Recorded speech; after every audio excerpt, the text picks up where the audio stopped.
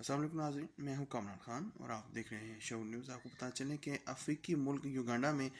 صدارتی الیکشن کے موقع پر تمام تر جو سوشل ویب سائٹس ہیں، سوشل ویب سائٹ ایپس ہیں، ان کو بند کر دیا گیا ہے۔ اس حوالے سے جو یوگنڈا کی ملکی براڈ کاسٹ جو کمپنی جو ادارہ ہے، اس کو بھی خط لکھا جا چکا ہے کہ اور تمام کمپنیز کو یہ کہا گیا ہے کہ وہ اپنی جو ہے